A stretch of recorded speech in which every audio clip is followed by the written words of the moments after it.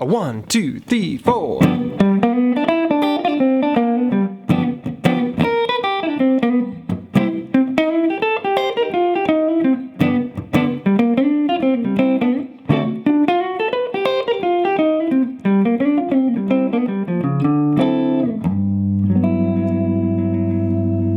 Hello friends, and welcome back to Swift Guitar Lessons for another Lick of the Week.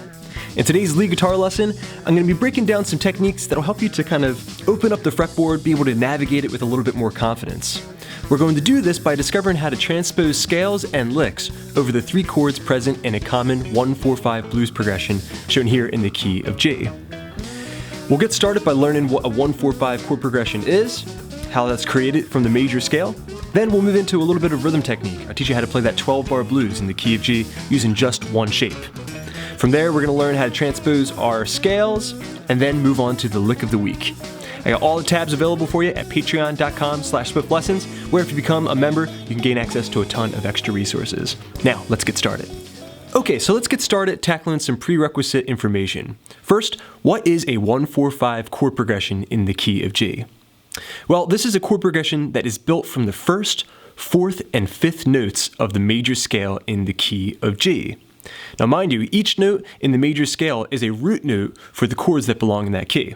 And this is very useful information for songwriters because it tells them which chords work together.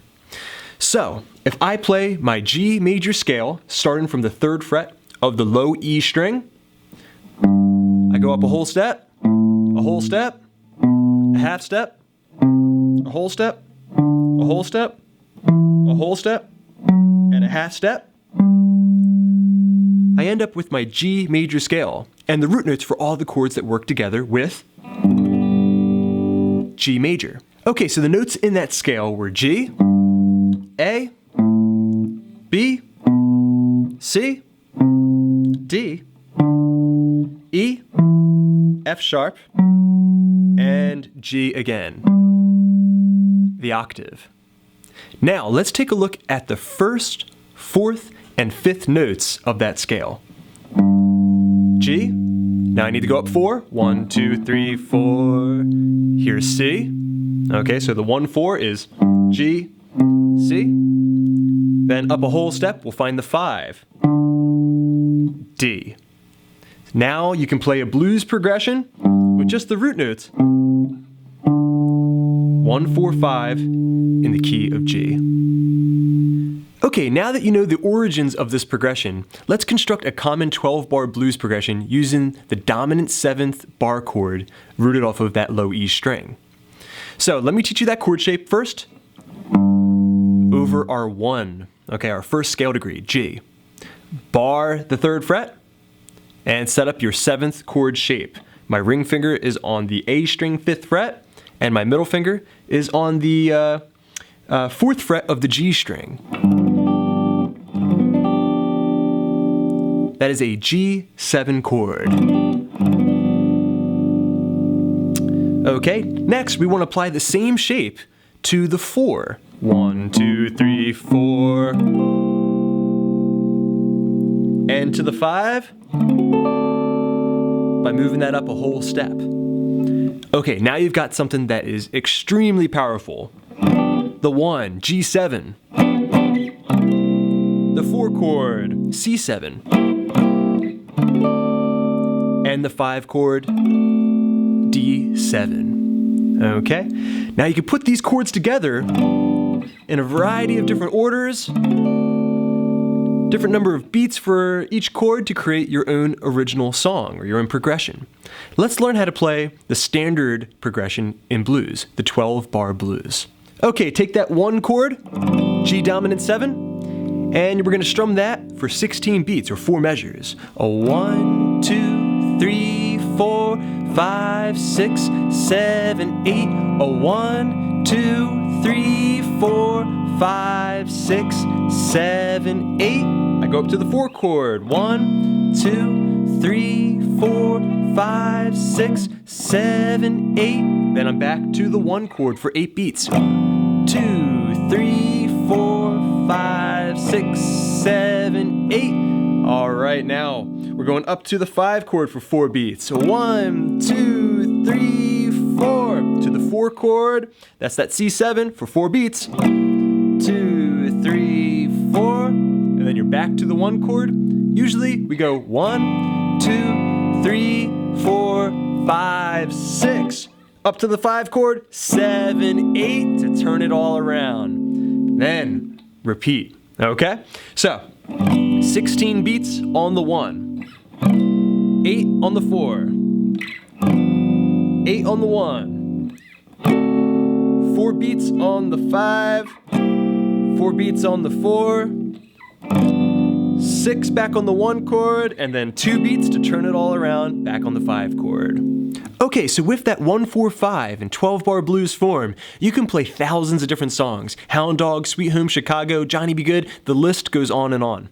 But our goal for this lesson is to learn how to jam over it as a lead guitarist.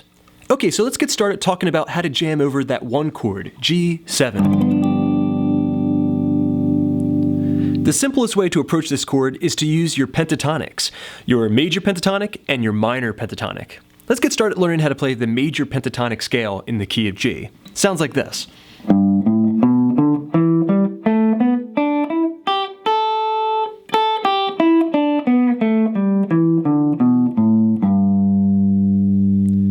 Okay, so that began with the 3rd fret of the low E string, G, the root. 1 to 5. Then on the A string, we're going to play 2-5, 2-5 of the D, 2-4 of the G string, 3-5, okay, that was my B string, then the high E string, 3-5 as well. 3-5, 2-5, 2-5, 2-4, 3-5, 3-5. Okay, once you have it ascending, try descending.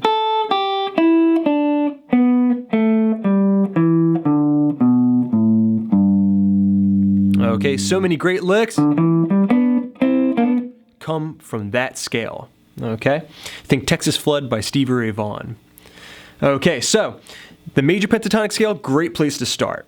Okay, now let's try the minor pentatonic scale in the key of G. A little bit darker now.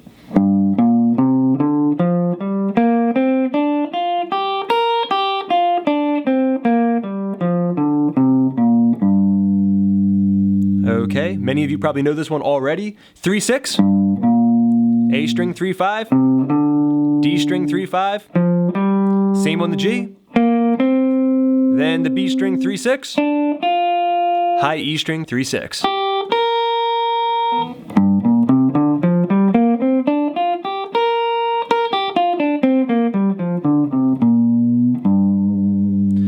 Okay, so the major pentatonic scale, it's got that major blues sound, it's got a very joyful sound to it. The minor pentatonic scale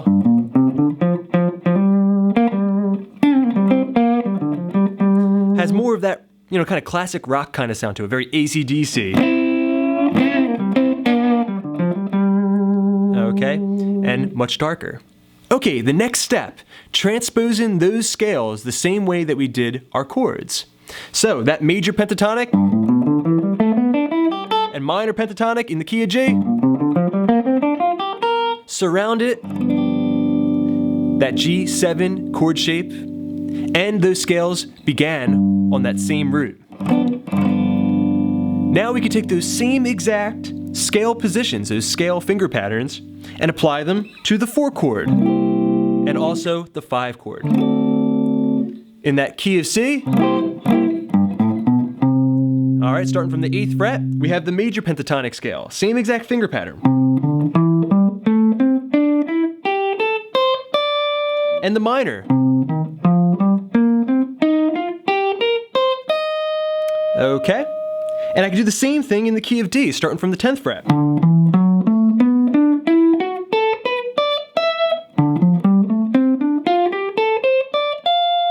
And this is one of the first tips that I got that really changed everything for me as a lead guitar player. Because then, when I was jamming with my friends, they would be holding down the rhythm for me.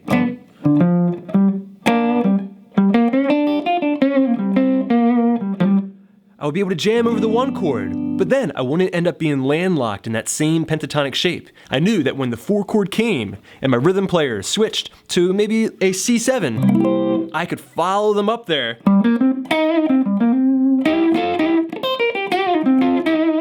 And be able to jam over that 4 chord. Maybe they went back to the 1. I followed them there as well. Then the 5 chord came to the 4 chord. And then finally back to the 1. And maybe I would find the root of the 5 in that first scale position as the turnaround took place. Okay, so that right there is one of the big secrets to lead guitar playing. And it's a bit of information that I want you to walk away with. If someone's playing for you a chord progression, you need to make sure that you really understand that chord progression. You know it inside and out. So that way, when they change chords, you can meet that chord with the appropriate scale. For example, if they start on J, you're playing in the G pentatonic scale or the G major pentatonic scale, mixing the two together. Then when the C chord comes in, for example, maybe it's being played over here in the open position, you can still go right up here to the 8th fret position. And play the licks and scale notes that you know. Okay, now let's tackle the lick of the week and see if we can transpose it across those 3 keys. Okay, now jumping into our lick of the week, I'm going to demonstrate this at full speed, then I'll play it for you nice and slow, then break it up into 3 different parts for easier learning. Okay, it's going to sound like this. A 1, 2, 3, 4. Okay, now real slow. A 1, 2, 3, 4.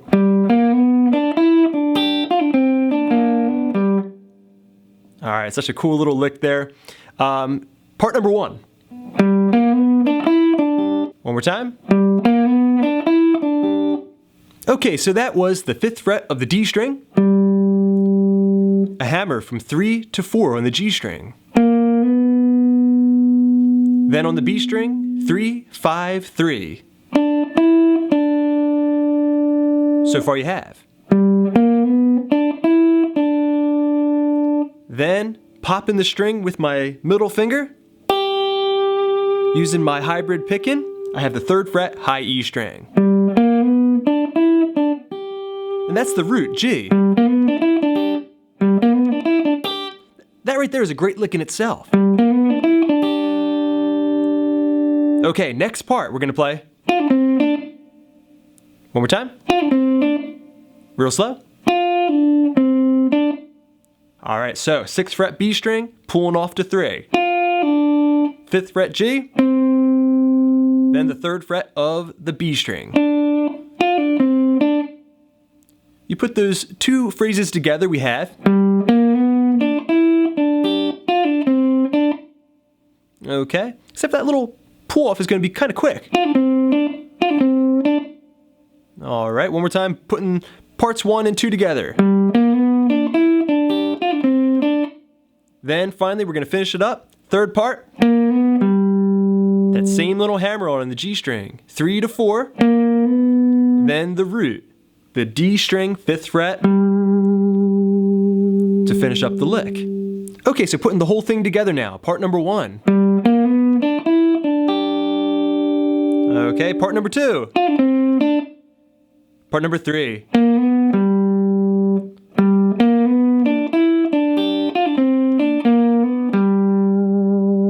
Practice each of these parts over and over and over again. There's going to be some hesitations as you try to put the different parts together. The more you practice it, the more fluent it will become. One more time.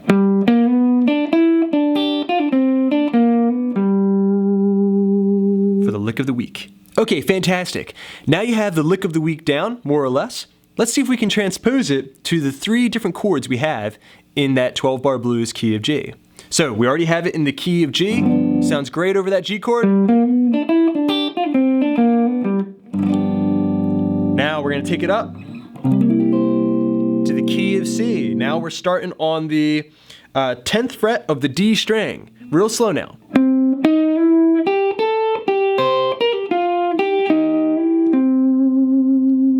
Just like that. Now we're going to take it up to the key of D.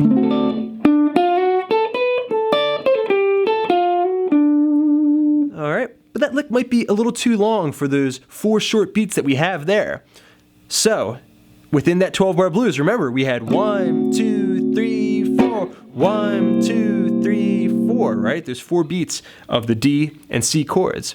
Okay, so what I did in my demonstration is I took that lick and I divided it between those 2 chords, D and C. So the first half of the lick can go to the D chord. Then the second half of the lick to the C, down a whole step, to get us back to the 1 chord.